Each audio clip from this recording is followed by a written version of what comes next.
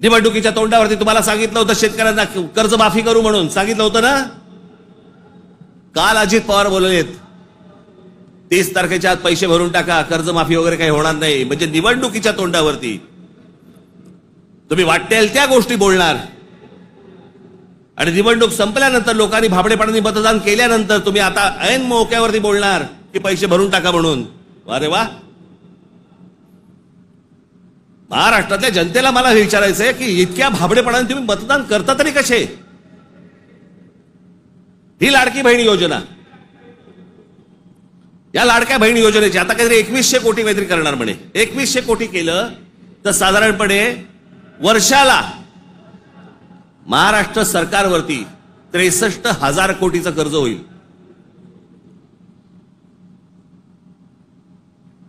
म्हणजे साधारणपणे 5 वर्षाचे काढा तुम्ही किती होतात. 3-4.5 लाख कोटी होतात. हे फक्त वाटण्यात ते वाट. पण तुम्हाला गुंतवलं जातंय. हे राजकीय पक्ष तुम्हाला गुंतवतायत त्याच्याबद्दलच गुंतून राहा. आमच्या मुलांच्या शिक्षणाचा विचार करू नका, विषय आणू नका. आमच्याकडे रोज शेतकरी आत्महत्या करतायत. आता दिवसाला 7 आत्महत्या होतात दिवसाला शेतकऱ्यांच्या. पाहू नका. आमच्याकडे रोजगार निर्माण होत नाहीये, लक्ष देऊ नका त्याच्याकडे. असंख्य मुलं आणि मुली मराठवाडा सोडून पुण्याकडे येत आहेत. दुर्लक्ष करा त्या गोष्टींकडे. आम्ही कशात अडकवलंय त्यांना सगळ्यांना? जातीपातीमध्ये अडकवलेलं आहे. कोणी जातीचं भलं केलेलं नाहीये आणि कोणी जातीच्या माणसाचं भलं केलेलं नाहीये. या महाराष्ट्रामध्ये संयुक्त महाराष्ट्र झाल्यानंतर गेली इतकी वर्ष या महाराष्ट्राच्या सत्तेमध्ये जास्तीत जास्त आमदार आणि जास्तीत जास्त मंत्री आणि जास्तीत जास्त मुख्यमंत्री मराठा समाजाचे होते. मग मराठा समाजाला आरक्षण का मागावं लागतंय? काय केलं या आमदारांनी आणि काय केलं या मंत्र्यांनी आणि काय केलं मुख्यमंत्र्यांनी? जर माझ्या मराठा समाजाला जर समजा आरक्षण मागायला लागत असेल, मग एवढे आमदार आजपर्यंत का निवडून दिले? एवढे खासदार आजपर्यंत का निवडून दिले? एवढे मुख्यमंत्री का झाले? एवढे मंत्री का झाले? मग या लोकांनी काय केलं? जात जातीला कधीच सांभाळत नाही. हे फक्त निवडणुकांमध्ये फक्त तुमची मतं घेण्यासाठी म्हणून फक्त जातीचा वापर करतात. याच्यानंतर काही होणार नाही. वाटू शकत नाहीत. सरकारकडे पैसे नाहीत. ही योजना बंद होणार. कर्ज काढून दिवाळी साजरी करायला सांगितले कोणी? जे मूळ प्रश्न आहे, जे रोजगाराचे प्रश्न आहेत, माझ्या महाराष्ट्रामध्ये माझ्या मराठी मुला मुलींना नोकऱ्यांचे प्रश्न आहेत, ते सोडवा. आस्थापना येत आहेत आणि तुम्ही बाहेरच्या लोकांना भरताय कंत्राटी कामगार म्हणून. माझ्या महाराष्ट्रामधल्या मुलांना कळत नाहीये, मुलींना कळत नाहीये. कारण आम्ही गुंतवलेत कशात? आम्ही जातीत गुंतवलेत. मारामाऱ्या करा, डोकी फोडा, व्हॉट्सअपवरती जातीत शिव्या घाला, हे उद्योग आमचे सगळे सुरू आहेत. मूळ प्रश्नाकडे आहे कोणाचं लक्ष? खरं तर मूळ प्रश्नांवरती तुम्ही सरकारला धारेवर धरलं पाहिजे, मंत्र्यांना धारेवर धरलं पाहिजेत. निवडणुकीच्या तोंडावरती ज्या ज्या प्रकारची तुम्हाला आश्वासन दिली त्या गोष्टी तुम्ही विचारल्या पाहिजेत. पण मुळात आपलंच लक्ष जर समजा नसेल तर बाकीच्यांचं फावणारच आहे.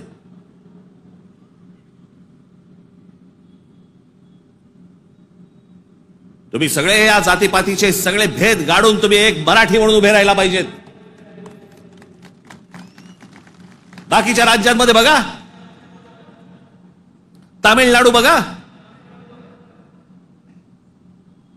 तामिळनाडूमध्ये हिंदी आणतायत, नाही म्हणून त्यांनी सांगितलं येऊ देणार नाही. केरळामध्ये येऊ देणार नाही. आम्हीच लोटांगण घालतोय. आम्हाला समजत नाही आम्ही काय करायचंय. मी इतका भांबावलेला मराठी माणूस आजपर्यंत कधी बघितलेला नाहीये. मी इतका राजकारणाचा झालेला चिखल देखील मी आजपर्यंत पाहिलेला नाहीये. कोणत्याच गोष्टींचं आम्हाला गांभीर्य उरलेलं नाहीये. सगळेजण त्या इंस्टाग्रामवरती चालू आहेत. कारण बार डान्स बार बंद झाले. तिकडे जे हे चालायचं ते सगळं मोबाईलवरती आलं. कशात गुंतून पडलेला आहात एकदा जर विचार करा. हे ज्या गोष्टी बोलतात, ज्या गोष्टी सांगतात, खरं तर माझं मत आहे, आता झाला, निवडणुका संपल्या, शिमगा झालेला आहे, होळी संपलेली आहे. तुमच्या साक्षीने सांगतो, माझं खरं तर देवेंद्र फडणवीस तुमच्या हातामध्ये एक चांगलं राज्य, सुसंस्कृत राज्य हातामध्ये आलेलं आहे. याच्याकडे नीट बघा. चांगल्या पद्धतीने मराठी माणसाकडे पाहणार असाल तर आमचा तुम्हाला पाठिंबा निश्चित राहील. प्रत्येक गोष्ट आमची ऐकून करा.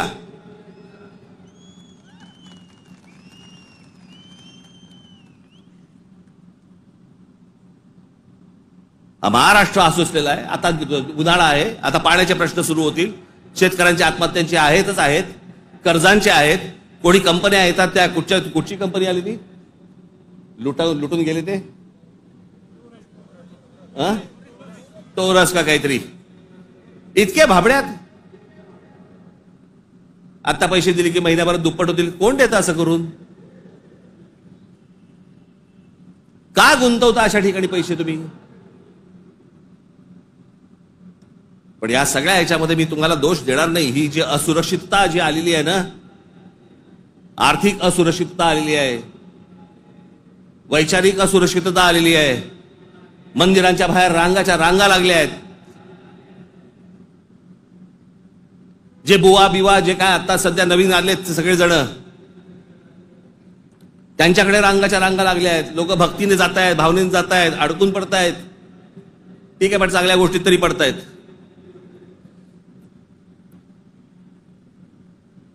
आज चहूबाजूनी महाराष्ट्राला सर्व बाजूनी विळखा पडतोय. मराठी माणसाला विळखा पडतोय. हा विळखा तुम्ही ओळखला पाहिजेत. मराठी भाषेला विळखा पडतोय. आमच्या महाराष्ट्रामध्ये, मुंबईमध्ये आम्हाला सांगता, इकडच्या आस्थापनांमध्ये हमें मराठी बोलना नहीं आता तो क्या हुआ, कानफट इथंच बसणार.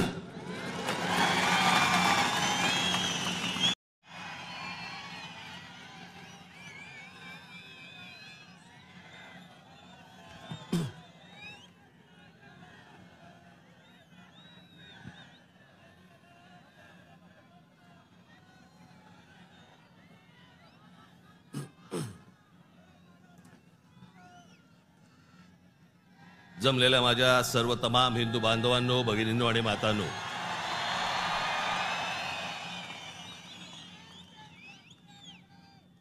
सर्वप्रथम मी आपणाला सर्वांना गुढीपाडव्याच्या मनपूर्वक शुभेच्छा देतो.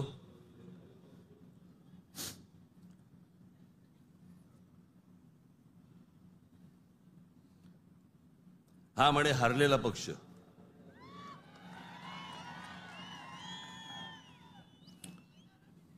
झालं, निवडणुका संपल्या, सगळ्या गोष्टी झाल्या. पण आज गेल्या निवडणुकीमध्ये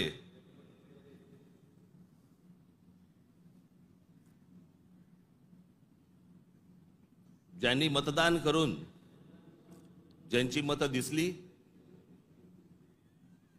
त्या सर्व मतदारांचे मी मनपूर्वक आभार मानतो. आणि ज्या मतदारांनी महाराष्ट्र नवनिर्माण सेनेला मतदान करून देखील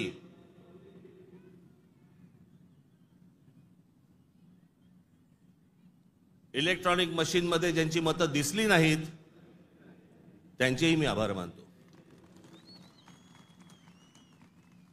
निवडणुका कशा झाल्या, काय काय गोष्टी घडल्या, मला असं वाटतं याच्यावरती माझं बोलून झालेलं आहे. आता जे झालं ते झालं. आता बघायचं ते याच्या पुढचं. सगळे वेळ काढून आलायत ना, बरंच बोलायचंय मला.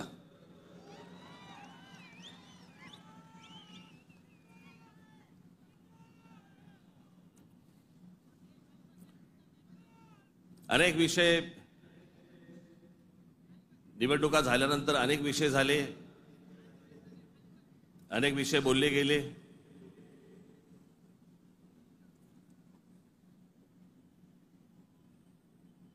सदिच्छांचे, शुभेच्छांचे अनेक मला फोन पण आले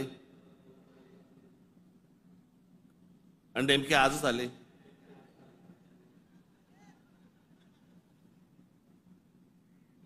आज का आले ह्याचे अर्थ मला समजतात. जरा जपून.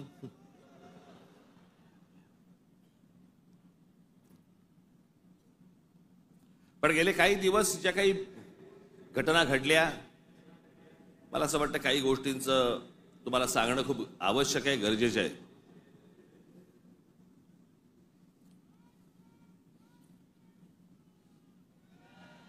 त्यातला पहिला विषय म्हणजे कुंभमेळा.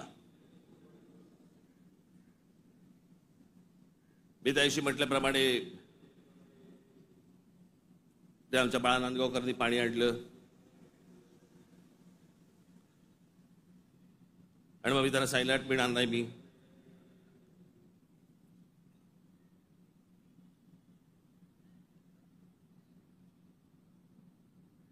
मग नव्याने वारं शिरलेल्या काही हिंदुत्ववाद्यांना असं वाटलं, अरे मी कुंभमेळाचा अपमान केला. मूर्ख आहात का?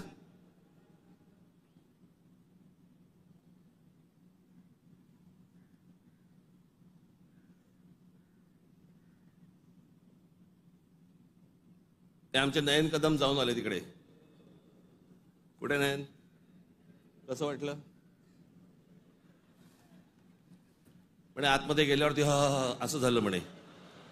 म्हटलं नाही, खालून प्रेत गेलं असेल एखादं.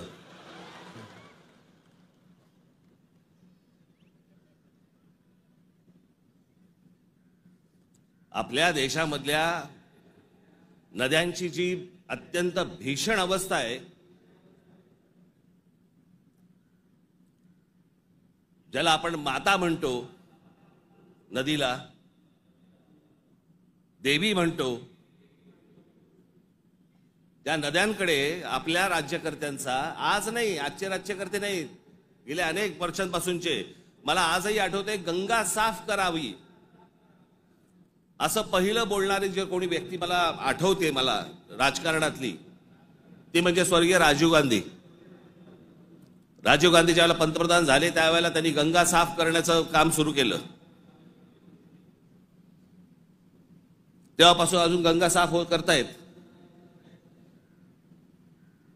त्याच्यानंतर आता 2014ला नरेंद्र मोदीजी पंतप्रधान झाले, त्यांनी तेच सांगितलं गंगा साफ करणार. आपल्याकडच्या देशांमधल्या नद्यांची अशी अवस्था आहे की त्याच्यामध्ये पाणी पिणं तर लांबची गोष्ट, तुम्ही आंघोळ केली म्हणजे, मी माझ्याकडे आत्ता काही उत्तरेतले लोक येऊन गेले मध्ये आणि त्यांनी मला सांगितलं की कित्येक लाखो लोक तिथे आंघोळ केल्यानंतर आजारी पडलेले आहेत.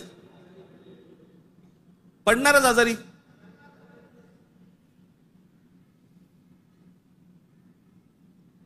त्या गंगेवरची काय परिस्थिती आहे?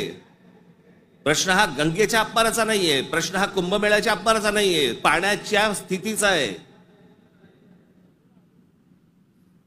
की पाणी कशा प्रकारचं पाणी तिकडे असतं, होतं आणि ते अजूनही थांबवलं जात नाही. त्या गोष्टी खरं तर वेगळ्या ठिकाणी तुम्ही जागा देऊ शकता.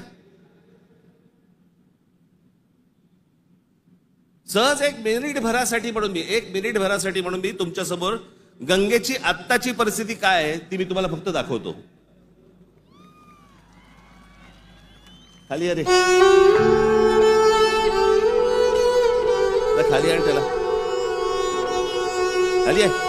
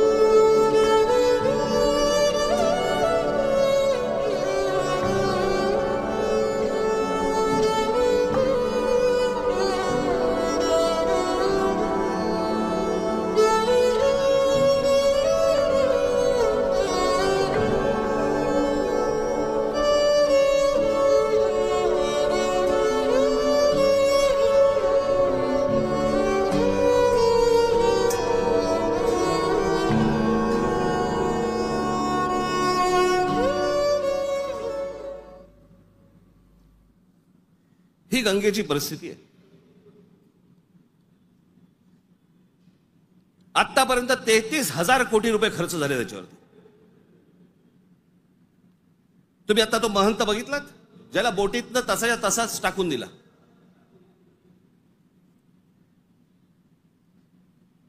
तिकडच्या घाटांवरती तिथे प्रेतं जाळली जात आहेत. नुसतं आपला अग्नी दिल्यासारखा करतात आणि तसंच प्रेत ढकलून देतात पाण्यामध्ये.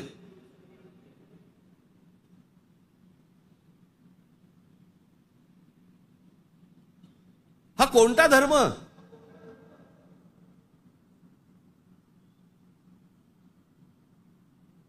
म्हणजे आमच्या नैसर्गिक आपल्या देशाच्या गोष्टींवरती जर समजा अशा प्रकारचा धर्म आडवा येत असेल, काय करायचं त्याचं?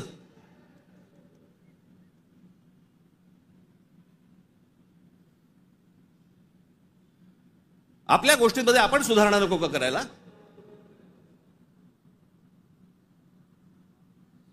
काळ बदलला, लोकसंख्या वाढली. 1000 वर्षापूर्वीच्या गोष्टी वेगळ्या होत्या, आताच्या गोष्टी वेगळ्या आहेत.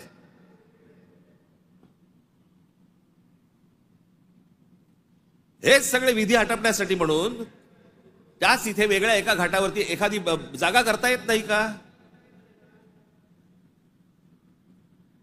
मग काय सांगतात लोक? ऐकत नाहीत. ऐकत कसे नाहीत? दारू पिऊन गाडी चालवल्यावरती पोलीस पकडतात. हे समजल्यावरती लोक टॅक्सीने जायला लागले की नाही पिऊन? झाली की नाही सुधारणा?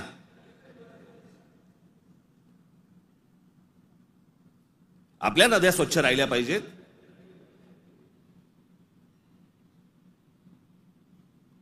या सगळ्या नद्यांवरचे जे काही मधले मधले भाग आहेत, इतके गलिच्छ आहेत, इतके गलिच्छ. आणि या नद्या बर्बाद कोण करतोय? आपणच करतोय. कशाच्या नावाखाली? धर्माच्या नावाखाली.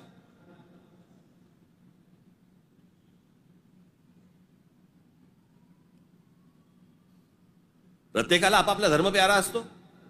प्रत्येकाने आपापल्या धर्मामध्ये सुधारणा केल्या पाहिजेत.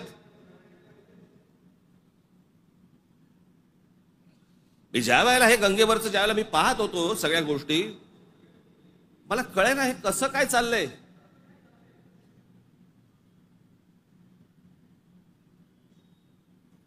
काय म्हणे 65 कोटी लोक येऊन गेले, अर्धा भारत.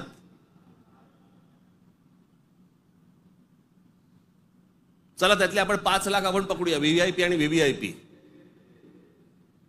बाकीचे काठावरच बसले असतील खो खो खेळायला.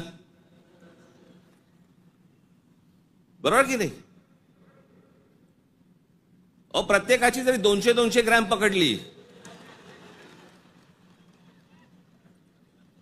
चीनची भिंत बांधता आली असती आपल्याला.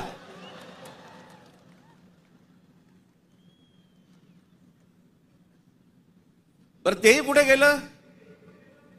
म्हणजे आपल्याकडे जे सगळे म्हणतात ना, झालं गेलं गंगेला मिळालं.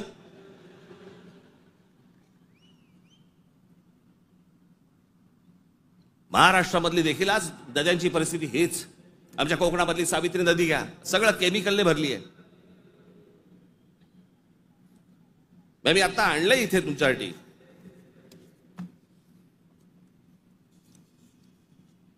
देशभरात एकूण 311 नदीपट्टे म्हणजे पॅचेस असे आहेत जे प्रदूषणामुळे धोक्याच्या पातळीवर असून त्यात महाराष्ट्रातील तब्बल 55 नदीपट्टे प्रदूषित आहेत. याच्यामधल्या सर्वात प्रदूषित असलेल्या नद्या, सर्वात प्रदूषित म्हणजे उल्हास नदी, मिठी नदी, मुळामुठा, सावित्री, भीमा, पवना, कान्हा, तापी, गिरणा, कुंडलिका, दारणा, इंद्रायणी, नीरा, वैनगंगा, चंद्रभागा, मुचकुंडा, घोड, तितूर, रंगवली, वर्धा, कृष्णा, पाताळगंगा, सूर्या, वाघूर, ढोरणा या नद्या पात्रांमध्ये पाणी हे अत्यंत वाईट आहे. हे माझा रिपोर्ट नाही आहे. तर भातसा, पेडी, मोर, बुराई, वेल, पांझरा, सीना, काळू, वेण्णा, कोयना, पांझरा, पैनगंगा, पूर्णा, उरमोडी, कान या नद्यांच्या पात्रामध्ये पाणी वाईट आहे. त्या नद्यांच्या तुलनेत मुंबईमध्ये 5 नद्या होत्या, 5 नद्या. कदाचित अनेकांना माहिती पण नसतील. त्यातल्या 4 मेल्या. मेल्या म्हणजे मारल्या. सांडपाणी, झोपडपट्ट्या आणि या सगळ्या गोष्टींमधनं त्या 4 नद्या मेल्या आणि 5वी ही आता मरायला आली आहे. ती म्हणजे मिठी नदी. आत्ताची मिठी नदीची काल मी शूट करायला सांगितलंय. काल मी अगोदरचं पण दाखवत नाहीये, मी कालचं दाखवतोय. मुंबई मधली 5वी एकमेव राहिलेली नदी, त्याची काय अवस्था एकदा बघा. ही नदी आहे आपली. या सगळ्या नद्या मारून टाकल्या आपल्या लोकांनी. दरवर्षी येणार मुंबई महानगरपालिका म्हणणार की आम्ही मिठी नदी साफ केली. ही साफ? जोपर्यंत आजूबाजूची वस्ती हटत नाही तोपर्यंत या नद्या कधीही साफ होणार नाहीत. आपल्या सगळ्या नद्यांमध्ये सगळीकडे केमिकल्स भरलेली आहेत. का? आमचं पोल्युशन कंट्रोल बोर्ड काय करतं? उद्योगधंद्यांना प्रोत्साहन, कारण उद्योगपती ह्यांना प्रोत्साहन देतात.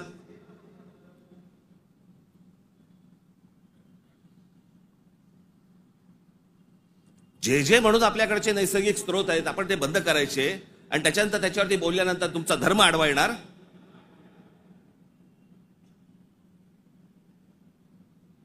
धर्माच्या गोष्टी तर मला तर कोणी सांगू पण नाहीत या लोकांनी. काही गोष्टी आपण आपल्यात सुधारल्या पाहिजेत.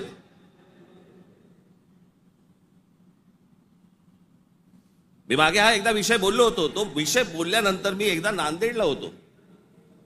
नांदेडच्या गुरुद्वारामधले जे तिकडचे जे काय म्हणतात त्यांना, आता मला त्यांना काय म्हणतात मला माहिती नाही. आपल्या भाषेत सांगायचं म्हणजे काय, तिकडचे गुरुजी असतील. आणि त्यांनी मला सांगितलं की आपने जो कहा वो बहुत ठीक कहा. काय म्हणालो तुम्ही?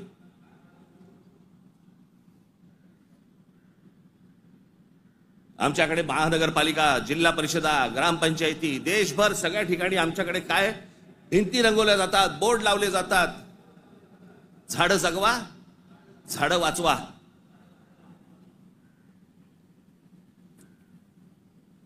आणि आमच्याकडे देशामध्ये आपल्या हिंदूंचे अंतिम संस्कार, अंत्यविधी हे लाकडावरती होतात. कुठून येतं लाकूड? लाकूड येणार कुठून?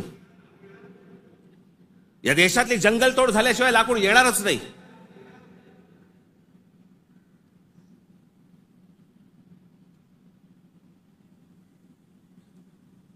आणि ह्याला पर्याय म्हणून काय त्या इलेक्ट्रिक विद्युत दाहिनी आल्यात ना. काही जण असतात कर्मठ, नाही विद्युत दाहिनी नाही, आमच्या परंपरेनुसार. का? विद्युत दाहिनी केल्यावरती काय कल्याणला उतरवतात?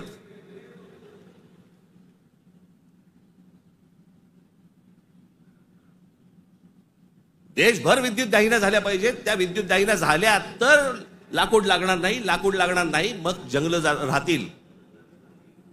आमचे पंतप्रधान नरेंद्र मोदी मागे एकदा जंगलात गेले होते फिरायला, पण एका परदेशी माणसाबरोबर. म्हणजे आमच्या पंतप्रधानांना जंगलांची आवड आहे.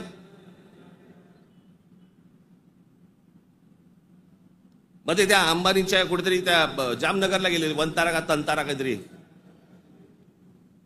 म्हणजे त्याला प्राण्यांची आवड आहे. मग प्राण्यांची आवड असेल तर जंगल जगवली पाहिजे. जंगल हे आपलं मुंबईचं नॅशनल पार्क आहे ना, हे नॅशनल पार्क संजय गांधी राष्ट्रीय उद्यान पवईपासून सुरू होतं, घोडबंदर पर्यंत तिकडे थांबतं. एवढं मोठं राष्ट्रीय एक काय नॅशनल पार्क एखाद्या शहराच्या मध्यात जगाच्या पाठीवर कुठेही नाही.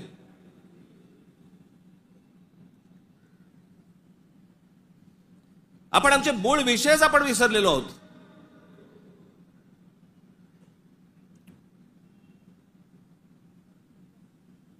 आमच्याकडे फक्त जंगलतोड सुरू आहे. म्हणजे आता मी तुम्हाला फक्त भारताचा जन्म मृत्यूचा आकडा फक्त सांगतो. जन्म मृत्यूचा आकडा म्हणजे लाकडं किती लागत असतील विचार करा, म्हणजे जंगलं किती तोडली जात असतील याचा विचार करा. भारताचा मध्ये जन्म आणि मृत्यूचा दर दररोज 81,746 मुलं जन्म घेतात आणि दररोज 29,679 मृत्यू होतात रोज. दररोज साधारणपणे 50,000 लोकसंख्या वाढत आहे. महिन्याला 24,52,380 लोक जन्म घेतात आणि महिन्याला 8,90,370 लोक मृत्युमुखी पडतात. वर्षाला 2,94,28,560 जण जन्म घेतात आणि वर्षाला 1,06,84,440 जण मृत्युमुखी पडतात.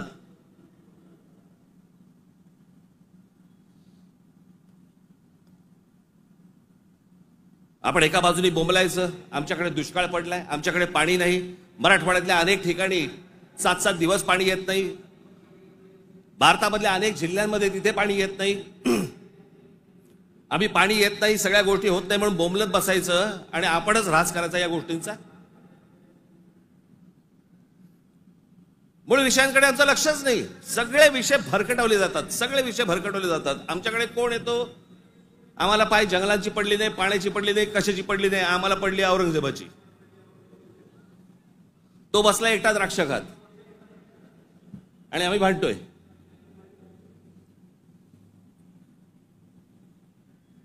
औरंगजेबाची कबर राहिली पाहिजे का उडवली पाहिजे? आत्ता कुठून आठवलं?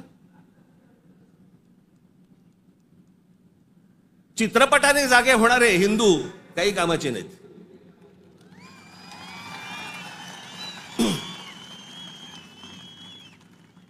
काही कामाचे नाहीत ते. चित्रपट थिएटरमधनं उतरला की हे उतरले.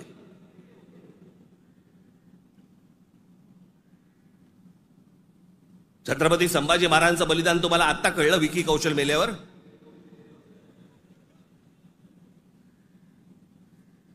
अक्षय खन्ना औरंगजेब बनून आल्यावर तुम्हाला औरंगजेब कळायला लागला?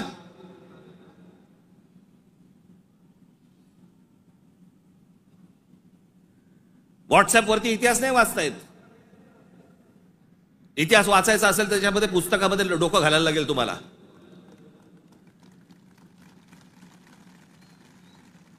कोणीही बडबडायला लागले हल्ली इतिहासावरती. विधानसभेत पण बोलतात. खरं तर त्यांचं काही काम नाही. औरंगजेबावरती बोलतायत. माहिती तरी का औरंगजेब काय प्रकरण होतं? हे बाहेरून आलेले सगळे लोक. औरंगजेबाचा जन्म गुजरात मधला, दाहोद नावाच्या गावामधला औरंगजेबाचा जन्म. आणि मग काय सोपं आहे इतिहासामधनं तुम्हाला जातीपातीमध्ये भिडवून द्यायला. यांना ब्राह्मणांनी साथ दिली, यांना मराठ्यांनी साथ दिली, मग तिकडे मराठी नव्हतेच, मग हे सगळं चोरून ब्राह्मणांनी केलं. हे सगळं बोलणाऱ्यांचा इतिहासाशी काही संबंध नाहीये. त्यांना फक्त राजकीय त्यांचं जे काही पोळी भाजून घ्यायची आहे तेवढंच फक्त काम आहे त्यांचं. त्यांना ना संभाजी महाराजांशी काही कर्तव्य आहे, ना औरंगजेबाशी काही कर्तव्य, ना कोणाशी काही कर्तव्य आहे. तुमची माथी फक्त भडकवायची.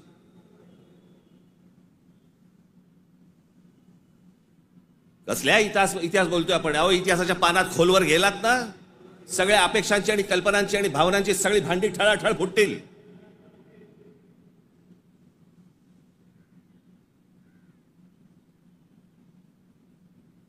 या हिंद प्रांतामध्ये एक अत्यंत कडवट, एक प्रभावी असं एक स्वप्न ज्या व्यक्तीला पडलं त्या आमच्या जिजाऊ साहेब.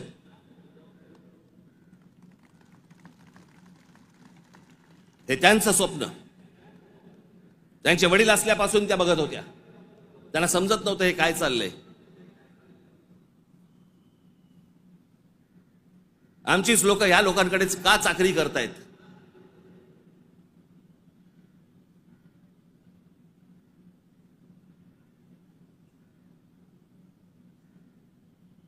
आणि छत्रपती शिवाजी महाराज म्हणजे या हिंद प्रांतावरती केलेला एक संस्कार आहे.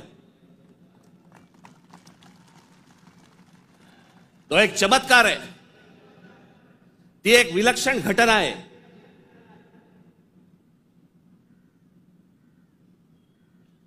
छत्रपती शिवाजी महाराज हा एक विचार आहे. तो विचार जन्माला यायच्या अगोदर या देशाची, या देश कुठचा होता, देश नव्हताच तो, या हिंद प्रांताची काय अवस्था होती, काय परिस्थिती होती.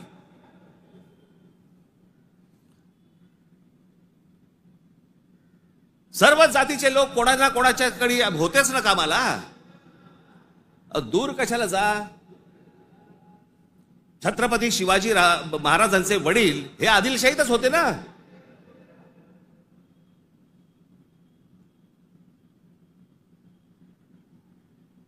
त्याच्यानंतर ते निजामशाहीत गेले ना. तो काळ वेगळा होता, ती वेळची परिस्थिती वेगळी होती. त्यांनी काय तसे निर्णय घेतले. जे कोणी महाराष्ट्रामधले सरंजामदार होते त्यांच्या विरोधाचाच लढा होता ना शिवाजी महाराजांचा. हे सरंजामदार कोण होते. त्याला जातीत का पाहताय तुम्ही.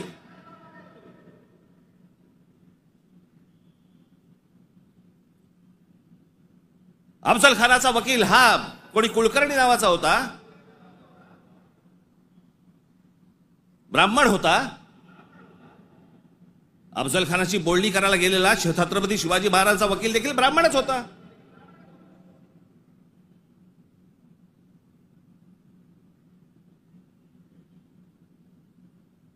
त्यावेळेला सगळीच माणसं वेगवेगळ्या लोकांकडे कामालाच होती.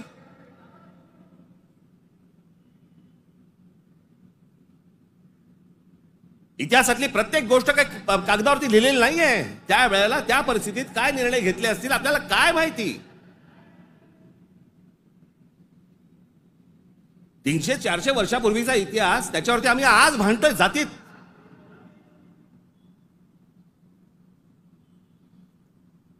आग्र्याच्या दरबारामध्ये छत्रपती शिवाजी महाराजांच्या समोर संभाजी महाराज असताना संभाजी महाराजांकडनी औरंगजेबाची 5000 मनसबदारी स्वीकारलेली आहे. छत्रपती शिवाजी महाराजांच्या समोर महाराजांची होकार असल्याशिवाय होईल.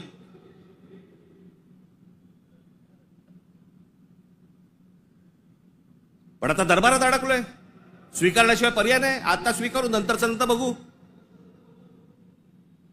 राजकारण असतं ते. परिस्थिती काय, त्या परिस्थितीमध्ये कोणते निर्णय घ्यावे लागतात, काय परिस्थिती असते आपण पाहणार आहोत का नाही. कशा अंगाने इतिहास पाहायचा असतो हे आपण कधी बघणार आहोत की नाही.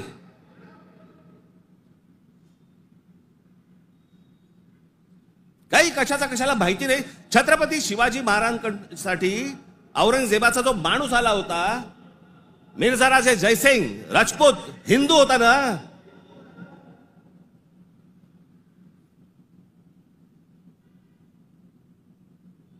ज्या सिंहगडावरती आमच्या तानाजी मालुसरेंचा आज तिथे मृत्यू झाला, ते कोणाबरोबर लढाई झाला. उदयबान राठोड बरोबर ना. राजपूत होता ना, हिंदू होता ना. काय घेऊन बसलोय आपण.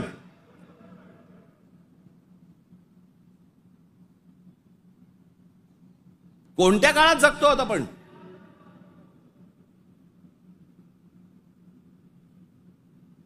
छत्रपती शिवाजी महाराजांच्या जन्माच्या अगोदरचा काळ वेगळा होता, नंतरचा काळ वेगळा आहे.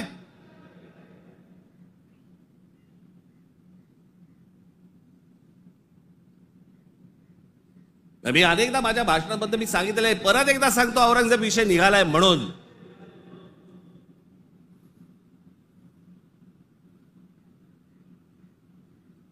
औरंगजेब बादशाह याचं राज्य कुठपासून कुठपर्यंत होतं. अफगाणिस्तान पासून दक्षिणेपर्यंत आणि इथे बंगालपर्यंत.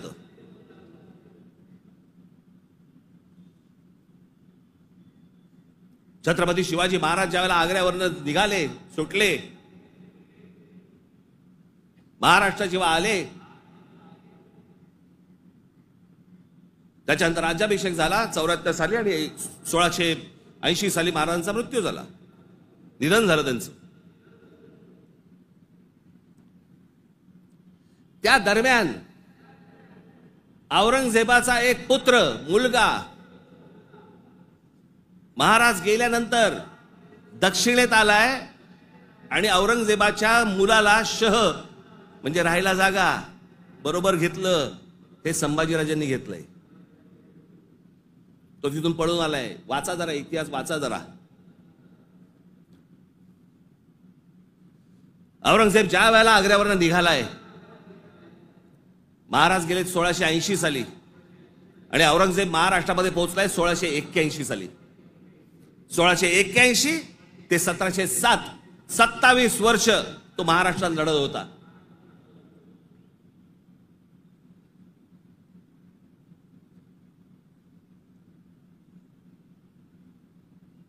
आमच्या संभाजी राजांबरोबर लढला, त्यांना क्रूर पद्धतीने मारलं. राजाराम महाराज लढले, संताजी धनाजी लढले आणि आमच्या तारा राणी साहेब लढल्या.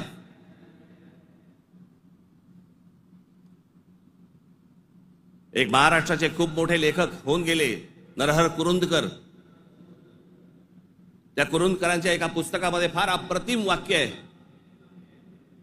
की मराठे सर्व लढाया हरत होते, पण औरंगजेब एकही लढाई जिंकू शकत नव्हता.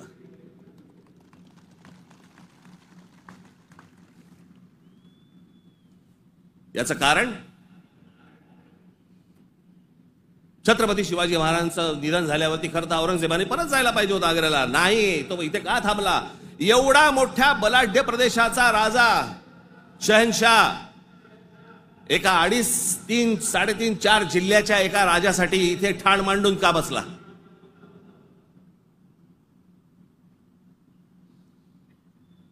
त्याला माहिती होतं छत्रपती शिवाजी महाराजांचं निधन झालंय, मग का ठाण मांडून बसला होता?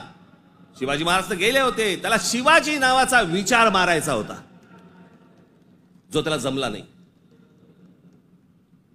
सगळे प्रयत्न केले, सर्व प्रयत्न केले आणि इथे शेवटी मेला. जगाच्या इतिहासामध्ये औरंगजेब वाचला जातो, अभ्यास केला जातो त्याचा, पण ज्या वेळेला त्याचा अभ्यास केला जातो त्यावेळेला जगभरातल्या लोकांना कळतं की तो काय करायला गेला होता आणि कसा मेला. तिथे छत्रपती शिवाजी महाराजांचं नाव येतं जगभरामध्ये. जी कबर आहे ना, जी सजवलेली काढून टाका, कबर नुसती दिसली पाहिजे आणि तिथे एक मोठा बोर्ड लावा, आम्हा मराठ्यांना संपवायला आलेला औरंगजेब इथे आम्ही गाडला गेला.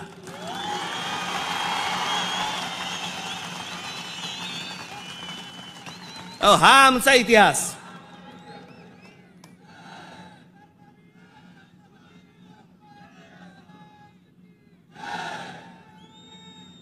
अफजल खान ज्या वेळेला इथे आला, इतिहास कशासाठी वाचायचा? इतिहासातनं बोध घेण्यासाठी वाचायचा. अफजल खान जेव्हा इथे आला त्यावेळेला प्रतापगडावरती मारला गेला खाली, तिथेच त्याची खाली कबर खोदली गेली, तिथेच त्याला पुरला. मराठीत एक फार अप्रतिम जो शब्द आहे ना, पुरून उरीन, तो आहे, तुला पुरीन आणि उरीन. तो जो पुरला त्याला तिकडे अफजल खानाला, तो शिवाजी महाराजांच्या होकाराशिवाय पुरला नसेल. त्याची कबर जी केली आहे ती महाराजांना विचारल्याशिवाय केली नसेल. महाराजांनी सांगितलं असेल, निश्चित करा, जगाला कळू दे कोणाला मारलाय.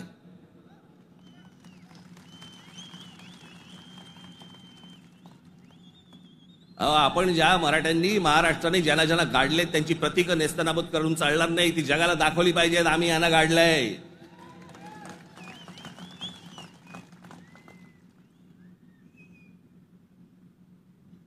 इस्रायलची एक खूप मोठी संघटना आहे मोसाद नावाची, त्यांचं एक पुस्तक आहे. त्या पुस्तकामधली एक ओळ फार अप्रतिम ओळ आहे आणि त्याच्यात त्यांनी दिलंय की आम्ही अनेक स्मारकं बांधली इथे इस्रायलमध्ये, पण अनेक लोकांची आम्ही स्मारकं बांधली नाहीत. का? कारण ती जर बांधली तर जगामध्ये ते कृत्य आम्ही केलंय असं जगाला कळेल, म्हणून आम्ही नाही बांधली.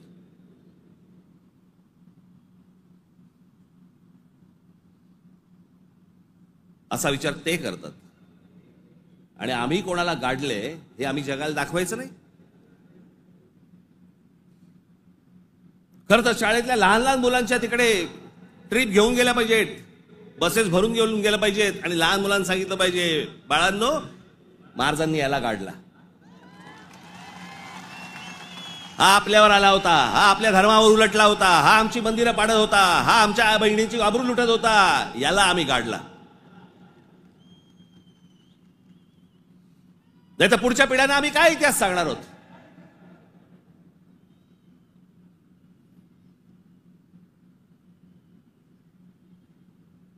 माझं महाराष्ट्रातल्या सर्व तरुणांना आणि तरुणींना माझं सर्वांना सांगणं आहे, खास करून तरुणांना आणि तरुणींना, व्हॉट्सअपवरती इतिहास वाचायचा पहिला बंद करा. आणि इतिहास ज्या वेळेला तुम्हाला जातीतनं सांगण्याचा कोणीतरी प्रयत्न ज्या वेळेला करेल त्यावेळेला लक्षात ठेवा, तो कुठच्या ना तरी कुठच्या पक्षाला बांधील असेल. तुमची फक्त माती भडकवण्यासाठी हे सगळे उद्योग केले जातात.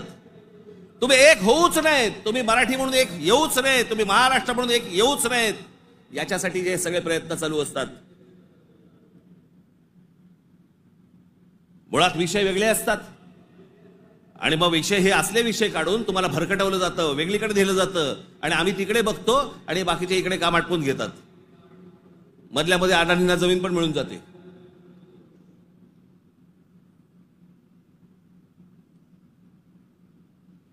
मुंबईचा विमानतळ दिला अदानीला, मग अजून कुठचा नवी मुंबईचा दिला अदानीला, मग आता पालघरचा दिला अदानीला, मग तिकडचं बंद दिला अदानीला. अदानी हुशार निघाला, आम्ही अडाणी निघालो.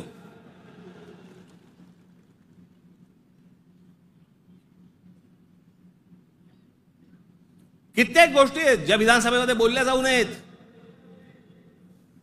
लाडकी बहीणचं काय झालं?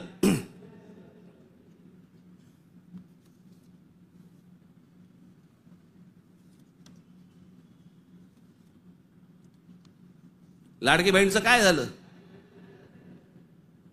काही नाही, बंद होणार ती योजना. मी निवडणुकीच्या वेळेला सांगत होतो, पण माझं खरं सांगून तुम्हाला पटलं नाही, त्यांचं खोटं सांगून पटलं. काय कमाल आहे.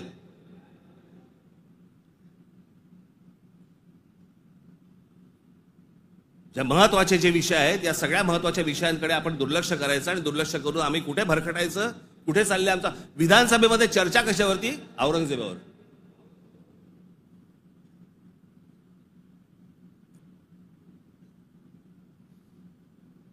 मी तुम्हाला मुद्दामून सांगतोय की तो तुर्कस्तान म्हणजे आताचा टर्की हा देश तलवारीच्या धारेवरती, धर्माच्या धारेवरती उभा राहिला. सगळ्या ठिकाणी आक्रमण केली. हा औरंगजेब म्हणजे हे सगळे आहेत ना, बाबर बिबर पासून सगळे, हे सगळे तुर्की मंगोलियन लोक आहेत. आपण ज्यांना मोघल म्हणतो ना, मोघल म्हणजे मंगोल्स, चंगीज खान वाले. हा तुर्की मंगोल आहे. सगळं धर्म, सगळं मुस्लिम धर्म तलवारीच्या धारेवरती सगळा देशभर जगभर पसरवण्याचा प्रयत्न केला. नंतर धर्माच्या आधारावरती तुम्हाला देश नाही उभा करतायत. हे अनेक देशांना समजलं. त्यातला पहिला टर्की म्हणजे तुर्कस्तान. तिकडे 1922 साली त्यांच्या पंतप्रधान का काय प्रेसिडेंट जो काय असतो तो, त्याच्यावरती केमाल पाशा नावाचा माणूस आला आणि केमाल पाशाने सगळं अख्खं तुर्कस्तानचं चित्र अख्खं पालटून टाकलं. 1938 साली मला असं वाटतं ते गेले. त्याच्यानंतर जी लोक आली तिथे इस्लाम आता म्हणण्यापुरता आहे तिथे, पण तो आता भाग दक्षिण युरोप म्हणतात त्याला, दक्षिण युरोप. तिकडची परिस्थिती, तिकडची अवस्था जर समजा तुम्ही बघितलीत, म्हणजे त्या सगळ्या ठिकाणी मशिदी आहेत, सगळ्या गोष्टी आहेत, पण तुम्हाला रस्त्यावरती धर्म दिसत नाही. कारण त्याच्या लक्षात आलं की धर्मामुळे देशाची प्रगती होणार नाही. त्याने काय काय प्रकार केले? केमाल पाशाने राज्यघटनेत तुर्कीला धर्मनिरपेक्ष राष्ट्र म्हणून घोषित केलं. इस्लामला राज्य धर्माचा दर्जा काढून टाकला. शरिया कायदे रद्द करून स्विस सिव्हिल कोडवर आधारित नवीन कायदा लागू केला. त्याच्यानंतर अरबी लिपीऐवजी लॅटिन लिपी स्वीकारली. फ्रेंच फेज टोपी त्यांची जी होती त्याच्यावर बंदी आणि पाश्चिमात्य पोशाखांना प्रोत्साहन दिलं. मशिदींमधील अरबी प्रार्थनांना तुर्की भाषेत बदललं. आता सध्याचे टर्कीचे सध्याचे अध्यक्ष एर्दोगन यांनी मवाळ इस्लाम स्वीकारला वगैरे सोडा, टर्कीला दरवर्षी टुरिझम म्हणून किती लोक भेट देतात? 5 कोटी लोक भेट देतात. वर्षाला साधारणपणे $400 बिलियन त्यांचं उत्पन्न होतं, निर्माण होतं. हे देश सगळे त्याच्यातनं बाहेर पडतायत आणि आम्ही धर्मांधतेकडे जातोय. धर्म प्रत्येकाने जोपासला पाहिजे उंबरठ्याच्या आत. आणि त्यांनी जर समजा बाकीच्यांनी जर समजा धर्म रस्त्यावरती आणला तर मग काय आम्ही बुलडोजर फिरू? मी ज्यावेळेला सांगितलं होतं हे सगळे लाऊडस्पीकर बंद करा मशिदींवरचे, ऐकलं नाही. माझ्या 17,000 महाराष्ट्र सैनिकांवरती केसेस टाकल्या. आणि आता परवा दिवशी आमच्या महाराष्ट्र राज्याचे मुख्यमंत्री देवेंद्र फडणवीस म्हणतात की आम्ही त्यांना सांगितलेलं आहे रात्री 10 ते सकाळी 6 भोंगे वाजणार नाहीत. अहो तेव्हा वाजतच नाहीत. प्रश्न आहे सकाळी 6 ते संध्याकाळी रात्री 10. या लाऊडस्पीकरचा, सततच्या लाऊडस्पीकरचा लोकांना त्रास होतो. तुमचे काही सण बिण असतील तर आपण समजू शकतो, पण सरकार म्हणून कोणतंही पाऊल न उचललं. पाऊल कोणी उचललं? उत्तर प्रदेशने उचललं, योगींनी उचललं. त्यांनी सगळ्यावरचे लाऊडस्पीकर बंद केले.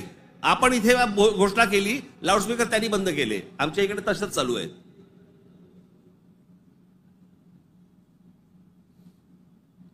हे इकडे माहीमला इथे समुद्रावरती जे काय त्यांनी काय करतात ते मजार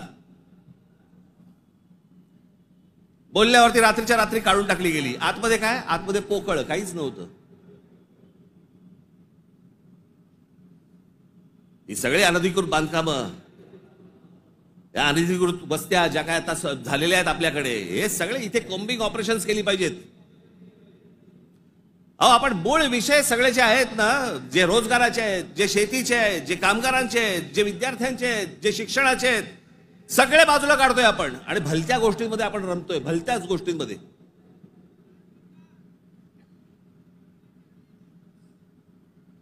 आज त्या बीडला जे झालं ते संतोष देशमुख, काय बिचारे, त्यांना काय किती घाणेरड्या पद्धतीने मारावं, किती घाणेरड्या पद्धतीने मारावं. बरं तुमच्या अंगामध्ये नसामध्ये जर एवढी क्रूरता भरलेली असेल ना, मी दाखवीन जागा, तिथे जा.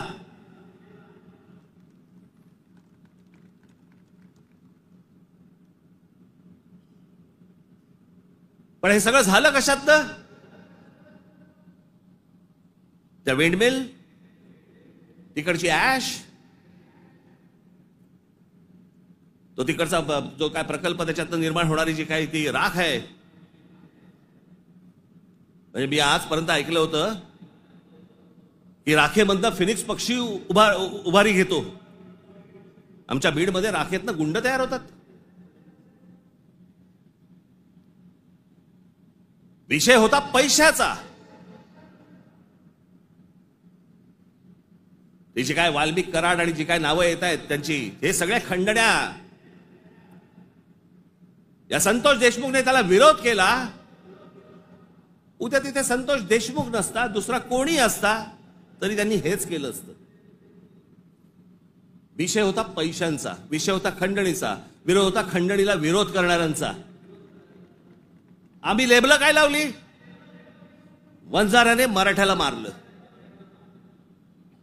त्याच्यात वंजाऱ्यांचा काय संबंध आणि मराठ्यांचा काय संबंध? कशात गुंतून पडतोय आपण? पण तुम्हाला गुंतवलं जातंय. हे राजकीय पक्ष तुम्हाला गुंतवतायत त्याच्याबद्दलच गुंतून राहा.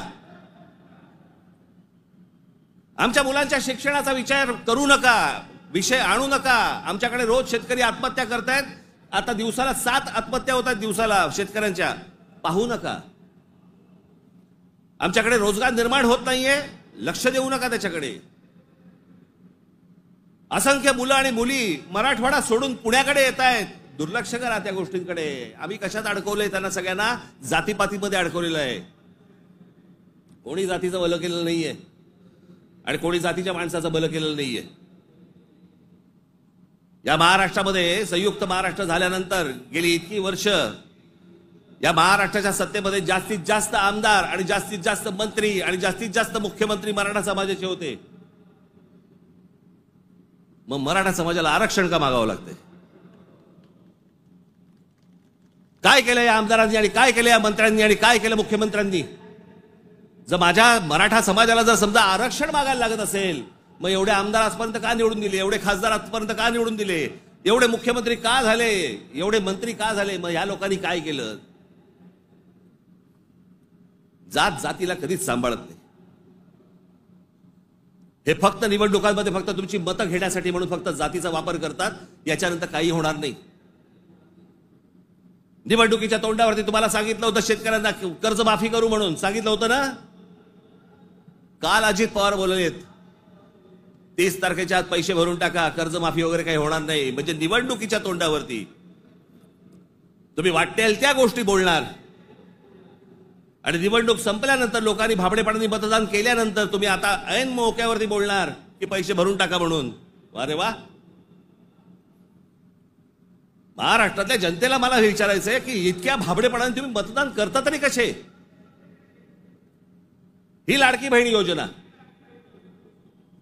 या लाडक्या बहीण योजनेची आता काहीतरी 2100 कोटी काहीतरी करणार म्हणे. 2100 कोटी केलं तर साधारणपणे वर्षाला महाराष्ट्र सरकारवरती 63,000 कोटीचं कर्ज होईल.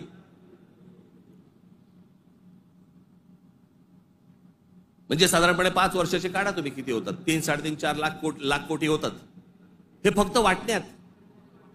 ते वाटू शकत नाहीत, सरकारकडे पैसे नाहीत. ही योजना बंद होणार. अहो, कर्ज काढून दिवाळी साजरी करायला सांगितले कोणी? जे मूळ प्रश्न आहे, जे रोजगाराचे प्रश्न आहेत, माझ्या महाराष्ट्रामधल्या माझ्या मराठी मुला मुलींना नोकऱ्यांचे प्रश्न आहेत, ते सोडवा. आस्थापना येत आहेत आणि तुम्ही बाहेरच्या लोकांना भरताय कंत्राटी कामगार म्हणून. माझ्या महाराष्ट्रामधल्या मुलांना कळत नाहीये, मुलींना कळत नाहीये, कारण आम्ही गुंतवलेत कशात? आम्ही जातीत गुंतवलेत. मारामाऱ्या करा, डोकी फोडा, व्हॉट्सअपवरती जातीत तर शिव्या घाला, हे उद्योग आमचे सगळे सुरू आहेत. मूळ प्रश्नाकडे आहे कोणाचं लक्ष? खरं तर मूळ प्रश्नांवरती तुम्ही सरकारला धारेवर धरलं पाहिजे, मंत्र्यांना धारेवर धरलं पाहिजे. निवडणुकीच्या तोंडावरती ज्या ज्या प्रकारची तुम्हाला आश्वासन दिली त्या गोष्टी तुम्ही विचारल्या पाहिजेत. पण मुळात आपलंच लक्ष जर समजा नसेल तर बाकीच्यांचं फावणारच आहे.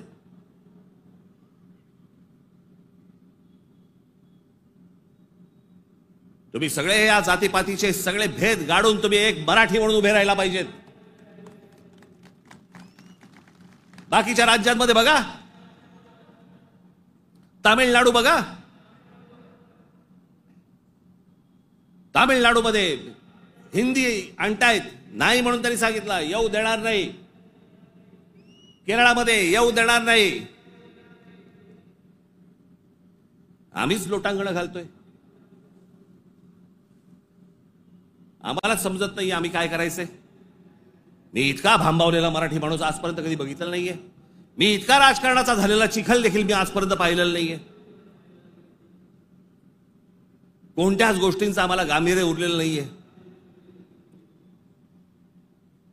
सगळे जण त्या इंस्टाग्रामवरती चालू आहेत, कारण डान्स बार बंद झाले.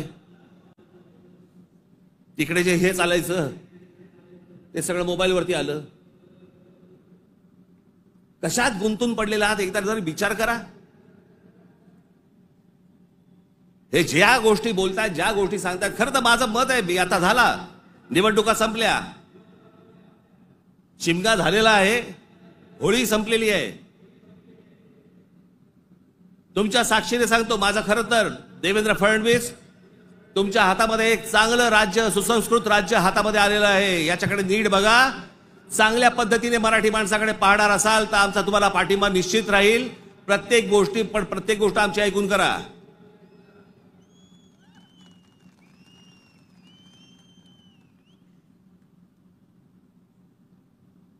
महाराष्ट्र आसुसलेला आहे. आता उन्हाळा आहे, आता पाण्याचे प्रश्न सुरू होतील. शेतकऱ्यांच्या आत्महत्यांचे आहेतच आहेत, कर्जांचे आहेत. कोणी कंपन्या येतात त्या कुठची कंपनी आली ती लुटून गेले ते टोरस का काहीतरी इतके भाबड्यात आता पैसे दिले की महिन्याभरात दुप्पट होतील. कोण देतं असं करून? का गुंतवता अशा ठिकाणी पैसे तुम्ही?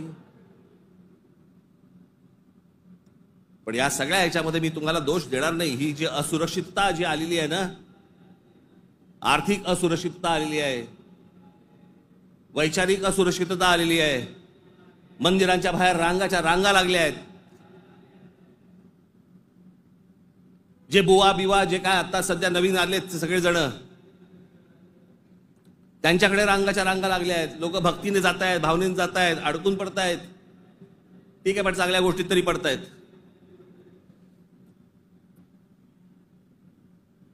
आज चहूबाजूने महाराष्ट्राला सर्व बाजूनी विळखा पडतोय.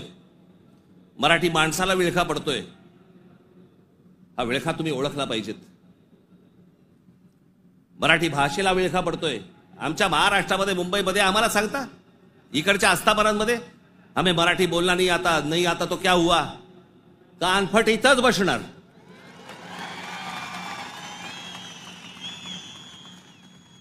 फालतू देशबीस सांगायचं नाही आम्हाला. प्रत्येक राज्याची एक राजभाषा आहे. त्या राजभाषेचा सन्मान हा प्रत्येक राज्यामध्ये राखला गेला पाहिजे. महाराष्ट्रामध्ये मुंबईमध्ये मराठीचा मान हा राखला गेलाच पाहिजे प्रत्येक आस्थापनेत.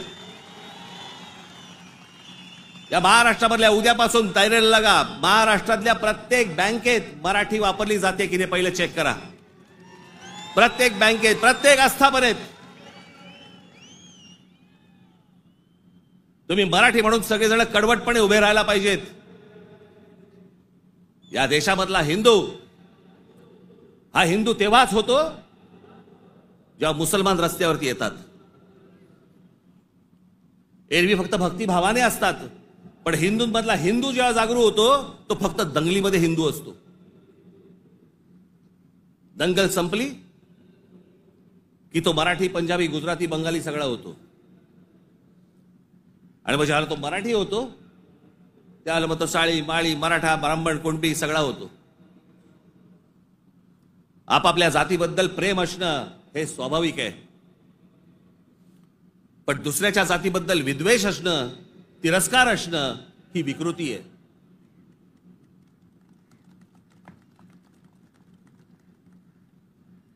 आज सगळे राजकीय पक्ष बाकीचे आज केंद्रातले असतील, पूर्वीपासून चालू आहे, काँग्रेस असल्यापासून सुरू आहे. या सर्व प्रश्नांकडे तुमचं गांभीर्याने लक्ष असलं पाहिजे. मी आज फक्त तुम्हाला एक गोष्ट वाचून दाखवणार आहे. 1966 साली शिवसेनेच्या जन्माच्या वेळेला माझ्या आजोबांनी एक पुस्तक लिहिलं होतं. बघा, 1966 सालची गोष्ट बोलते मी तुम्हाला. 1966 माझ्या आजोबांनी एक पुस्तक लिहिलं होतं. मी ते लवकरच मी ते रिप्रिंट करून तुमच्या पुढे आणणार आहे. मी त्या पुस्तकाचं नाव होतं ऊठ मराठ्या ऊठ. ते पुस्तक आपण सर्वांनी जरूर वाचलं पाहिजे. त्या पुस्तकातला एक फक्त मायना मी तुम्हाला एक फक्त गोष्ट वाचून दाखवतो. आणि ही गोष्ट मला असं वाटतं सर्वांनी गांभीर्याने घेतली पाहिजे. या गोष्टींवरती विचार केला पाहिजे. पूर्वीची काँग्रेस असो, नाही तर आताची भाजपा असो, नाही तर अजून येणारे दुसरे कुठचाही केंद्रामधला पक्ष असो किंवा राज्यामधला, मराठी माणसांनी या गोष्टींचा विचार करणं गरजेचं आहे. हे आजोबांनी 66 साली लिहिलंय. तीच गोष्ट आज तंतोतंत आपल्याला लागू पडते. ती मी गोष्ट फक्त तुमच्यासमोर वाचून दाखवतो. भाषा म्हणजे काय बोलायचीच नाही, कमाल भाषा. आज महाराष्ट्राचा मराठा आत्मस्वरूपाला पारखा होऊन ना अरत्री ना परत्री, म्हणजे ना इथे ना तिथे, अशा मोहनीय अवस्थेत आहे. त्याचा उज्ज्वल भूतकाळ त्याने चुकूनही आठवू नये. त्याचा उज्ज्वल भूतकाळ, जे मी मगाशी तुम्हाला सांगतो ना, इतिहासातल्या चांगल्या गोष्टी, त्याचा उज्ज्वल भूतकाळ त्याने चुकूनही आठवू नये. या धोरणाने त्याच्या त्या इतिहासाची जडणघडण नव्या राजकारणी रंगढंगाला साजेशी बदलण्याचा उद्योग सध्या चालू आहे. काळाच्या कचक्यालाही न जुमानता ग्रंथ दस्तात आणि पिढ्यानपिढ्यांच्या स्मरणात परंपरेने चिरंजीव झालेल्या ठळक ऐतिहासिक घटनांवर ही निरनिराळे बनावट अर्थ बनवण्यात येत आहेत. जिकडे पाहावे तिकडे, जे आता चालू आहे. त्या इतिहासाचे वेगवेगळे अर्थ तुम्हाला सांगितले जात आहेत, वेगवेगळ्या गोष्टी सांगितल्या जात आहेत जाती जातींमधनं. त्याच्यामध्ये एक त्यांनी एक उतारा दिलाय, गलबला बुद्धी नासते नाना निश्चय सांगती, ऐकावे कोणाकोणाचे बोलत आहे बहुचकी, करंटे मिळाले सर्वही जो तो बुद्धीचं सांगतो. प्रत्येक जण आपापल्या पद्धतीने काहीतरी सांगत असतो. त्यांची बुद्धिमत्ता तेवढी नसते, पण प्रत्येकाला वाटतं मला व्यक्त व्हायचंय, आणि प्रत्येक जण बुद्धी पाजळत असतो. त्यांच्याकडनं बुद्धी घेऊ नका, चांगली पुस्तकं वाचा. असा समर्थोक्त देखावा दिसत आहे. बुद्धिभेदाच्या या वावटळीत शिक्षितांपासून अशिक्षित मजुरांपर्यंत सारे गुरफटले गेले आहेत. जागृतीचा उत्थानाचा बोध करील तो जातीयवादी, संकुचित वृत्तीचा, देशद्रोही म्हणून त्याची सर्वत्र निंदा नालस्ती आणि जाहीर सभातून निषेध करण्यात येतो. कारण स्पष्ट आहे,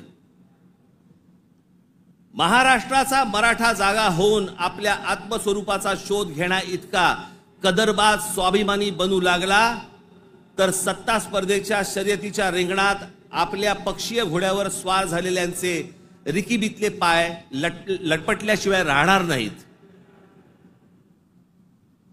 हे जे आज सत्तेचे सगळ्या घोड्यांवर चालू आहे ना, घोड्यांवरती बसलेले आहेत, तुम्ही एक व्हा, तुम्ही एक मराठी म्हणून ताकद ह्यांना सर्वांना दाखवा. नाही ह्यांचे पाय लटलटले तर मला सांगा. पण तुमच्यामध्ये सगळ्यांमध्ये फक्त मतभेद निर्माण करणं, बुद्धिभेद निर्माण करणं, आणि त्या बुद्धिभेदातनं ह्यांना फक्त सत्ता राबवायची आहे सगळ्यांना. आज सत्तेवर बसले तेवढंच नाही म्हणत मी, सगळेच. म्हणून मला तुम्हाला एवढंच सांगायचं आहे, आजच्या या गुढीपाडव्याच्या दिवशी, हा गुढीपाडवा, या गुढीपाडव्याच्या दिवशी तुम्ही हा मराठी नववर्षाचा सण, या मराठी नववर्षाच्या क्षणी तुम्ही सगळ्यांनी, महाराष्ट्रातल्या तमाम माझ्या माता भगिनींनी, माझ्या बंधूंनी, भावांनी, माझ्या बहिणींनी, सगळ्यांनी एकजुटीने मराठीचा नारा द्यावा. आणि ज्या वेळेला ते इतर ज्या वेळेला अंगावर येतील त्यावेळेला आपण हिंदू म्हणून अंगावरती जाऊ. एवढी ताकद आपण आज या ठिकाणी ठेवू. आपण आज या गोष्टींची शपथ घेऊ. आणि पुढच्या सगळ्या येता निवडणुका आता लागतील, मला असं वाटतं की ऑक्टोबर नोव्हेंबरला लागतील बहुधा, यांची गॅरंटी नाही, कारण यांचं चाललंय ते बरं चाललंय. एक माणूस धरून बसलेत आयुक्त प्रत्येक ठिकाणचा. त्याच्यामुळे सोपं असतं राजकारण. ज्या वेळेला निवडणुका लागतील तोपर्यंत सगळी बांधणी तुमची पूर्ण झालेली पाहिजे आणि सगळेजण तुम्ही जोरात कामाला लागले पाहिजेत. एवढी फक्त एक इच्छा, आशा, अपेक्षा व्यक्त करतो आणि पुन्हा एकदा गुढीपाडव्याच्या आपल्याला सर्वांना शुभेच्छा देऊन आपली सर्वांची मी तूर्त रजा घेतो. धन्यवाद. जय हिंद, जय महाराष्ट्र.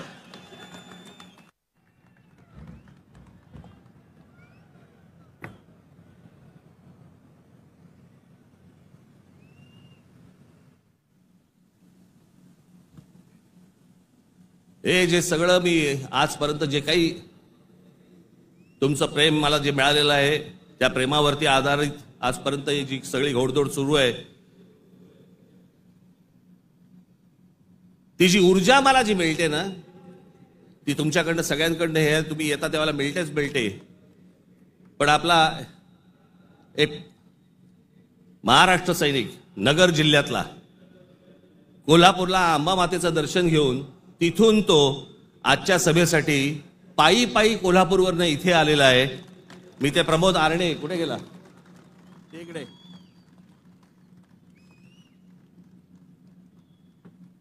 आता बस, हा पायी पायी तिथून आला. तुमच्या सर्वांसाठी तो महालक्ष्मीचं दर्शन घेऊन आलेला आहे आणि मला असं वाटतं की हीच माझी ऊर्जा आहे. धन्यवाद.